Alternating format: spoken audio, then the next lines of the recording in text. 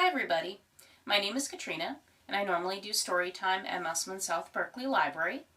And at South Berkeley Library, when we start our story time, we normally have a song. And during our song we use American Sign Language.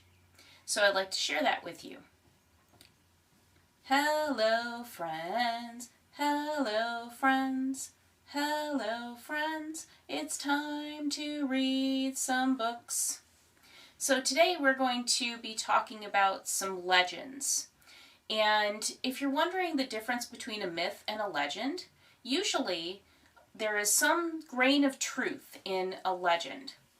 You can find somewhere that it goes back to a person or an event or even a place. So they are sometimes used to explain things that people aren't sure of how they appeared, like rock formations in one of our stories.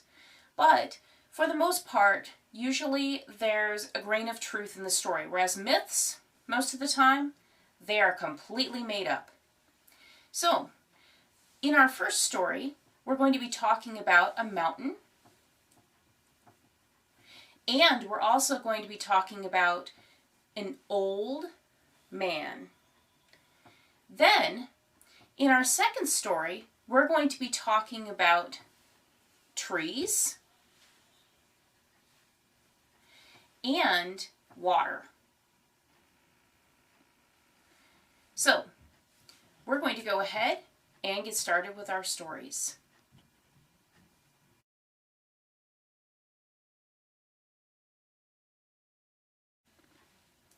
Our first story today is The Legend of the Old Man of the Mountain by Denis, illustrated by Robert Crawford, and courtesy of Sleeping Bear Press.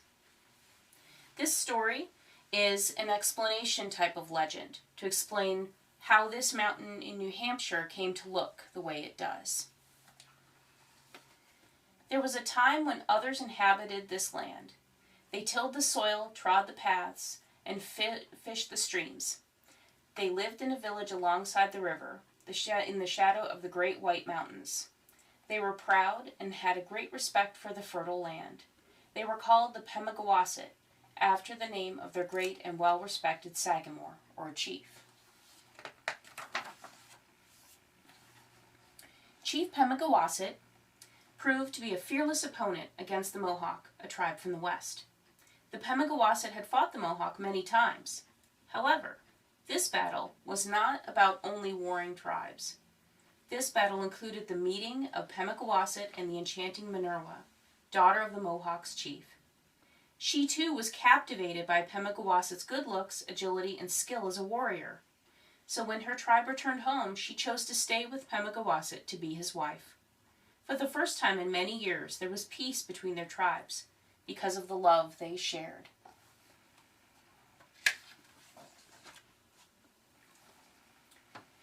Pemigewasset's life with Minerva was a happy union. They spent many an hour walking hand in hand throughout the forest, reveling in the splendor that surrounded them. Minerva never tired of hearing Pemigewasset's bird calls, or the hunting stories he would amuse her with.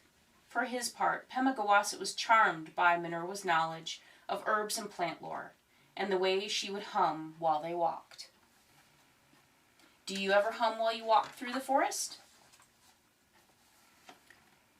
One day, during the planting season, Minerva's brother arrived with a message from her father. Kwai, Nidokan.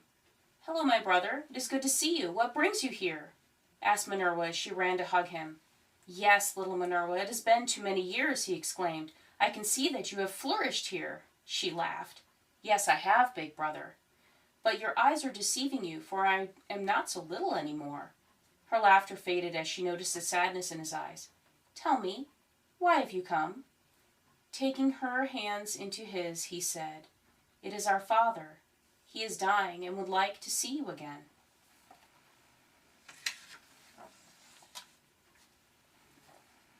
With tears spilling from her, Minerva ran to the comfort of Pemigewasset's arms. Tell me what is wrong, he pleaded, gently stroking her hair. Husband, my father will be going to the Great Spirit Manitou soon, and he wants to look upon my face one last time. A tearful Minerva wept. The great warrior looked sorrowfully at his wife. He knew she must go. It was his duty to accompany her, lest he offend the other tribe, yet his foot, long ago injured in battle, prevented him from attempting the long and arduous journey. How he must have missed you all these years. Seeing you one last time will allow him to rest peacefully, then he shall have his wish. It would be wrong for me to deny him such a pleasure. In my stead, I shall send several of my warriors to guide and guard you until you return to my side. In the days following, Minerva prepared for her long trip. Furs, baskets, and other gifts were collected to present to the Mohawks to show gratitude for the years of peace that had reigned over their land. She looked forward to seeing her family again, but was reluctant to leave her beloved husband behind. Finally, the gifts for the travelers were carefully packed. Pemigewasset chose 3 of his best men to escort Minerva. First, he chose the best hunter of the tribe to make sure they would not want for food. Second, the fiercest warrior who would protect Minerva from harm. The third, he chose the tribe's best guide to make sure Minerva didn't lose her way back home. Adio, Olubkamani. Goodbye. Have a good trip, called out the villagers as the group of travelers departed on their long journey. Have you ever been on a long journey and said goodbye to friends and family?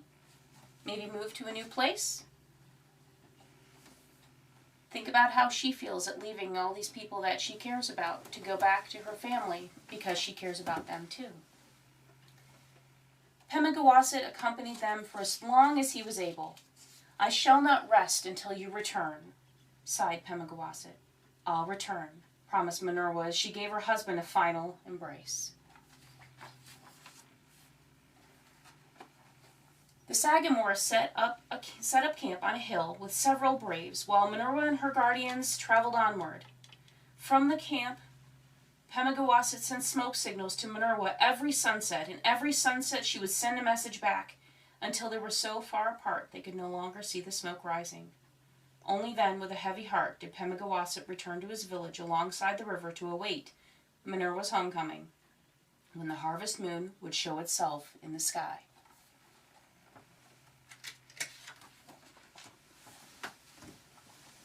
On Pemigewasset's return, he tended the tobacco crop and fished in the cool waters of the river. He even helped the children search for nuts and berries. He tried not to think of Minerva. But it was during the long nights that he missed her the most, tossing and turning until she finally came to him in his dreams, speaking to him of her love, soothing his aching heart with her voice. Olegawi, Olegwasi, sleep well, dream well, she would whisper until he fell into a tranquil slumber, and so it was he passed the long summer awaiting Minerva's return. At the agreed-upon time, when the huntsman in the sky slew the celestial great bear. So, if you're not familiar with the stars in the sky, the great bear has to do with the Big Dipper in the sky. That's actually a star constellation known as Ursa Major. Spilling the blood, staining the leaves scarlet, so they believed that that is what turned the leaves red in the fall. Pemigewasset and his braves climbed the highest cliff to await her return. Every sunset, he would send smoke signals, but they went unanswered.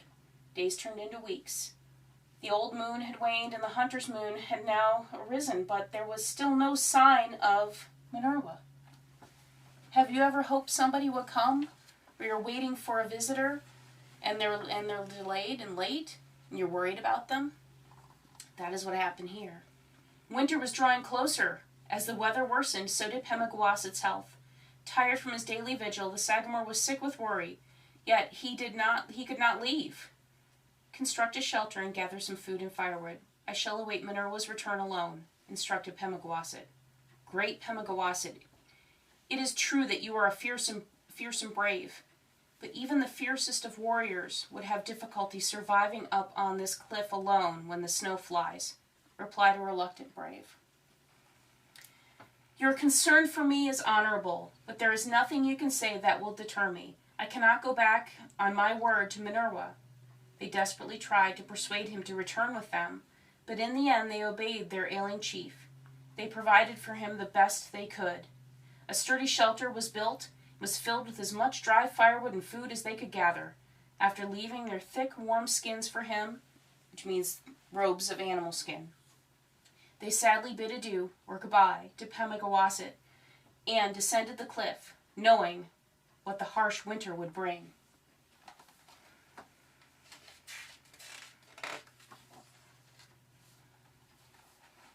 Rising with the sun, Pemigewasset waited each day at the edge of the cliff overlooking the valley, hoping for that glimpse of Minerva that would make his spirit soar. He prayed to Manitou to guide each of her footsteps until she was safely home. There he stayed until darkness overcame him, only to retreat to his shelter where slumber awaited him. He continued to search for his beautiful Minerva in his dreams, where he was not deterred by his injured foot. He looked behind every tree and under every rock, investigated every sound, and examined every broken twig, every footprint. He searched and searched until he could search no more. It's obvious that he missed her, but he was left alone in the cold, and unfortunately, he just couldn't hold on any longer. The winter passed, and after the sap in the maple trees started to flow, a party of braves anxiously returned to the cliff. It was in early spring, and most of the snow had melted. They were relieved to see the shelter was still standing, but when they entered, their worst fears had come true. During the winter, the Great Spirit had taken their chief, leaving only his lifeless body.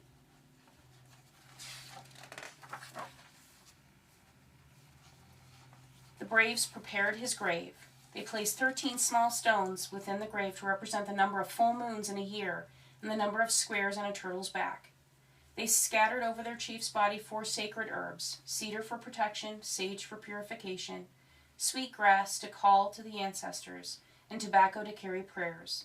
The braves then carefully wrapped his body in birch bark before placing pine boughs over him. They buried him atop the cliff, facing west, so that he may look upon his beloved Minerva should she ever return.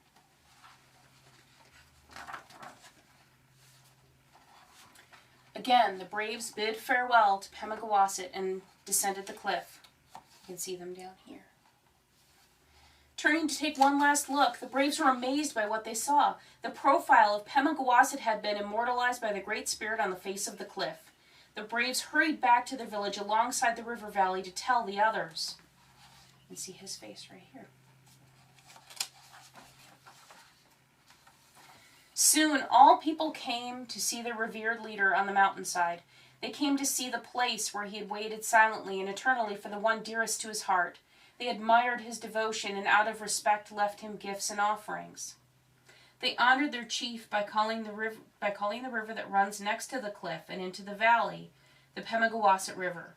For many years the great stone face looked out over the river that bore his name and the valley below where his people lived.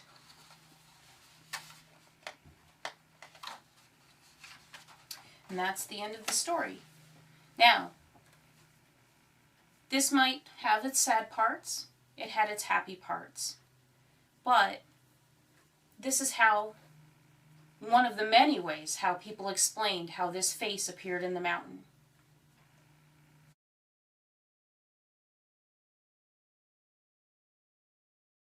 Our second story today is The Legend of the Leelanau by Kathy Jo Worrigan, illustrated by Hubert von Frankenhuizen, and this is also courtesy of Sleeping Bear Press. This story is for all of those who never want to grow up. Long ago, in the land of Great Lakes, there lived a maiden named Leelanau. She lived where hills of sand drifted between water and sky, not far from a dark and mysterious forest. This forest was tangled with trees and vines and smelled rich like the earth.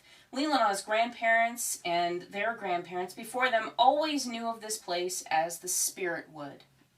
Although it was beautiful, most people were afraid to enter the spirit wood because of the Pukwudginis who lived there.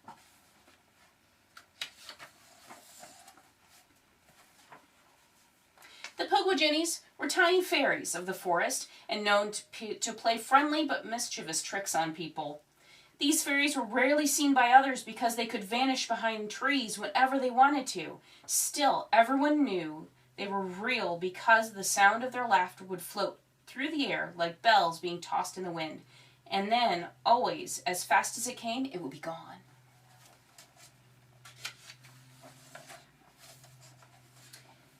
During the day, the fairies snatched white fish from drying racks and stole berries from woven baskets. They took feathers from the headbands of sleeping men and hid canoe paddles high up in the trees.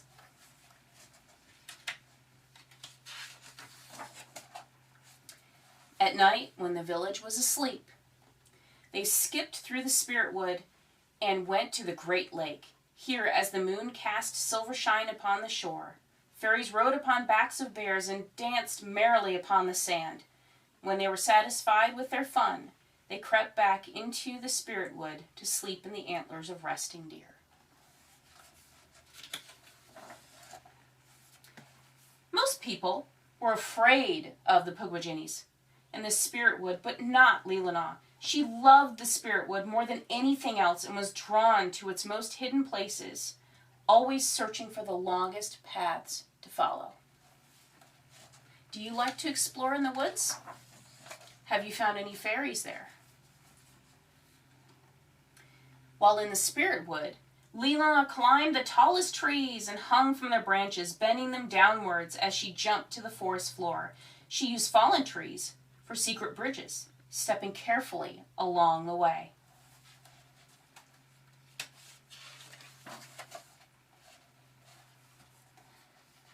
Leelanau gave her animal friends necklaces made from colorful seeds and played hide-and-seek with the red fox. She made braids with forest grasses, weaving them around to make sturdy nests for mother birds. Sometimes she would make herself a soft bed out of the leaves and ferns and lay down to rest. Have you ever fallen asleep outside?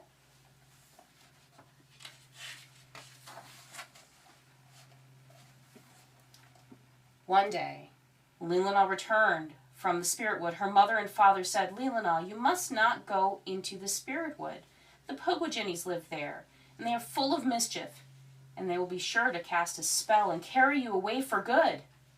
Leelanau did not look at her mother and father. She did not like what they were saying. Oh, do your parents tell you sometimes things that you don't want them to say? When Leelanau woke the next day, she tried not to think about the spirit wood. She was forbidden to go there. Yet she could not resist the longing that seemed to pull her there.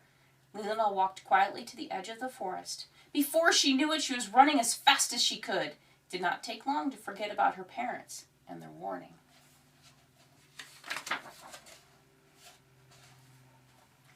Leelanau was so happy to be in the spirit wood once again that she danced all around and then sat down amidst a mess of tree roots that fit like a chair, made just for her. As she sat there to rest, she heard strange voices. At first, Leelanau thought it was the sound of baby robins trying to catch their first breaths or ferns being tossed in the wind. As she listened, leaves began to rustle and tree branches started to shake. Uh-oh, what do you think was in the forest? One by one, the Pukwudginis were coming from everywhere in the forest. They came from beneath the roots of trees. They came from inside flowers. They came from tiny forest paths and climbed out of robin nests, saying, "We dance upon the forest paths. We sing beneath the trees. Our sweet and gentle laughter floats like bells upon the breeze. Why don't you stay a little while before it's much too late? Today you are a tender child, and time will never wait." What do you think they mean?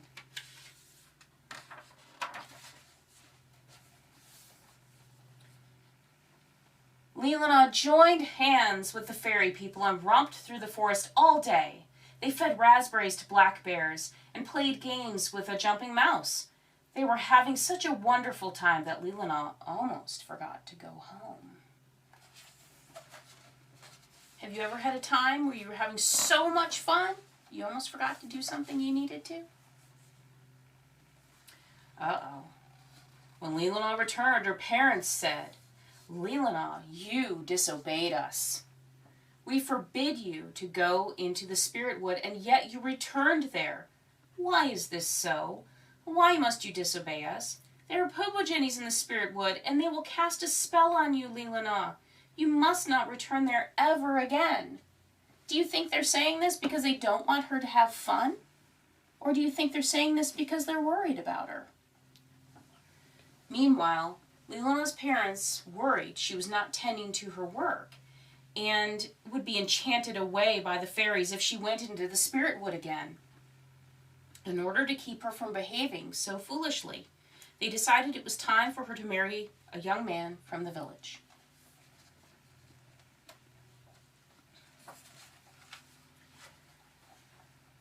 Leelanau did not want to be married. She did not want to grow up so soon. When her parents told her she would be happy with her new husband, she did not believe them. Leelanau smiled softly, but the smile was only pretend. On her wedding day, the women of the village prepared Leelanau for the ceremony. Her dress was white with tender pink beads, and she wore a crown of twigs and flowers in her hair. She held tassels of pine in her hands and was the most beautiful bride anyone had ever seen.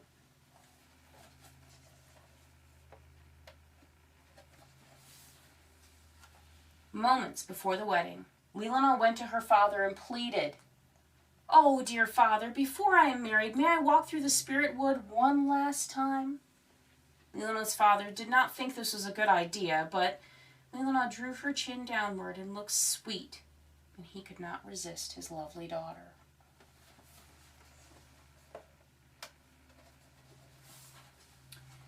When no one was looking, Leelanau vanished into the spirit wood. As she skipped along, her heart felt lighter. When she reached the center of the forest, the Pugbudgeons were there, and they said, "Come dance upon the forest paths, come sing among the trees. Come let your gentle laughter float like bells upon the breeze. Please say that you will stay with us before it's much too late, to live forever as a child while life beyond must wait." What do you think she should do? Do you think she should stay in the forest and live with the fairies? Or do you think she should return to her family, to her people? Let's see what she chooses to do. Leelanau wanted to stay a little girl forever, but she knew it would not be easy. It would not be long before someone came searching for her. Leelanau did not know what to do. Let's see what she chooses. Back at the village, the wedding ceremony was ready to begin, but Leelanau was nowhere to be found. Leelanau's family and the rest of the village waited quietly. They waited so long the hot flames of the wedding fire turned to cool white ashes. Leelanau's parents lowered their heads with sadness. They were sorry. They wished for their daughter to grow up so soon. Now their only wish was to have her back for one more day.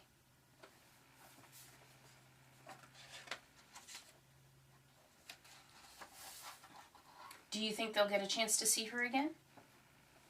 Let's find out.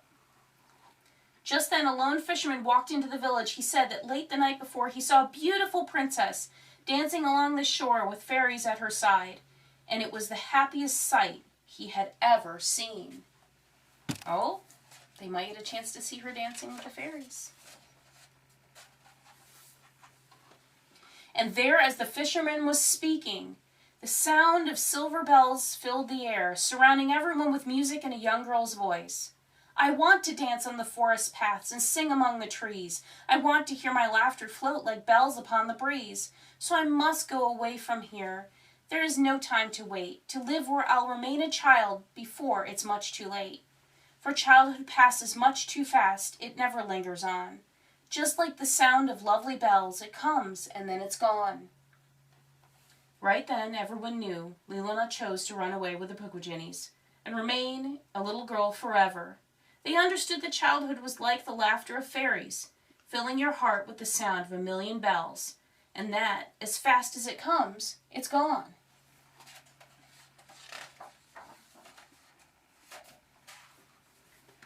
Some people say that Leelanau and the fairies traveled to the evening star, and some people believe they went to the happy land.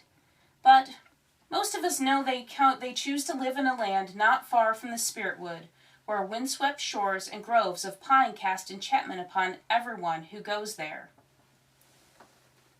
Many years ago, when explorer Henry Rowe Schoolcraft set out to name this place, and by the way, this place is in Michigan, near Lake Michigan, he called it Leelanau, perhaps naming it for the lovely girl that had enchanted him in a story long before. Today, this magical place is known as Leelanau, the land of delight, where all who believe in the maiden Leelanau will feel her words and laughter forever. I dance upon the forest paths, I sing beneath the trees. I let my gentle laughter float like bells upon the breeze. So hold this secret in your heart before it's much too late. Children are the truest joy, and time will never wait. For childhood passes much too fast, it never lingers on. Just like the sound of lovely bells, it comes, and then it's gone. The end. Thank you so much for joining me today with our stories, and we'll have a different story next week. Bye, everybody.